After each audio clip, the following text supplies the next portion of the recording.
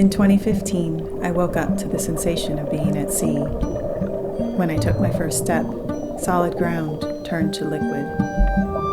This rare syndrome is called mal de débarquement, a neurological disorder that manifests as a constant perception of rocking, bobbing, or swaying. I feel like I live on an old dock overtaken by the sea. Laying down or closing my eyes doesn't make it stop. But when riding in a car, I am my old self again. Passive motion makes me forget that I have an incurable condition. In the first 2 years, I fought it every moment of every day by chasing cures.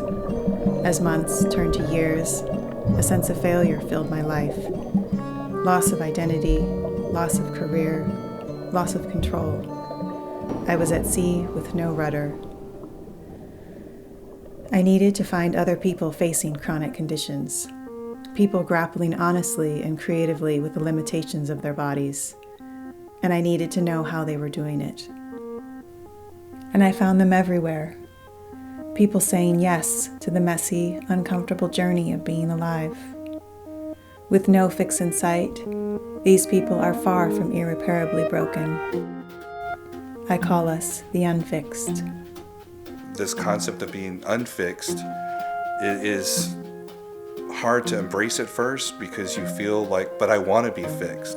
But then you get to that point where this is my life. I'm unfixed. I'm going to be unfixed. And how you deal with that and how you accept that is crucial. I was ready to live poor and happy. I didn't expect to live poor and happy with cancer.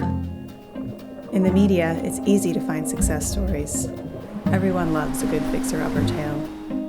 But for many, the never-ending chase for a cure just makes things worse. Our self-worth gets wrapped up in living fixed instead of living well. But in this community, I discovered people finding their worth even on the toughest of days. I had been working so hard for years to become a doctor and really make an impact in the world, and then I had to contend with a future where I would be totally dependent on others for my survival. But on my bad days, it's like there's this electrical storm in my head where these bolts of lightning, these shocks are just relentless. So I was basically paralyzed, but I could hear and see, well, kind of see everything. So I remember the doctor was talking to my ex, and he was saying, I'll never move again. And I was trying so hard to move that finger.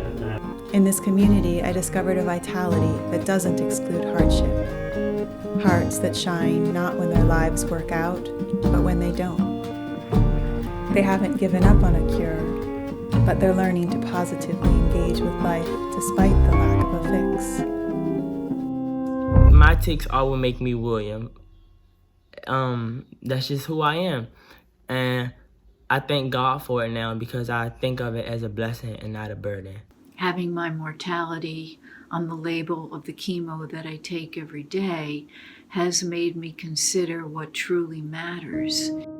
And those buy me the shots I take, I don't use a counterweight to counteract my shaking. If anything, it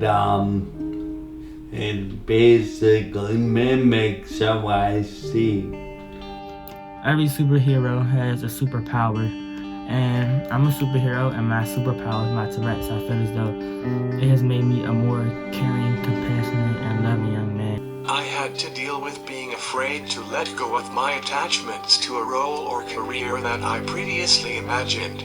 Since the initial diagnosis, I have become more surrendered to this change and open to what other possibilities await me.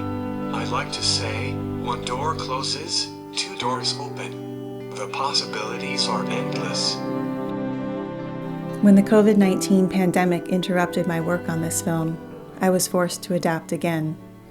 In some ways, people in this country are getting a little taste of what it's like to be in the unfixed community, what it's like to live in a world that is unpredictable and uncertain. Intimacy replaced larger cameras and film crews. I became less a director of a film and more a member of the community. We were already filming ourselves and sharing with each other, so this became more and more of the film to me, each of us working with our own experiences of uncertainty, but now within a global context of uncertainty. The Unfixed community is a tapestry of stories from 20 unforgettable people. We are learning from each other, creating, adapting, finding fulfillment under any circumstance and under any condition. I had to realize that, okay, William, you just gotta love yourself. I'm coming to this late, but it's awful nice to fall in love with my body. Every time I am aware of fear arising, it is an opportunity to reorient myself from the false identity of my small self clinging to survival, to experience the deeper truth of who I am, strengthen my faith, and grow through my challenges by replacing my fear of death with love for existence, of which I will always be a part. These aren't stories about all the things that can go wrong in the human body. These are the stories about the love that is possible when things do go wrong.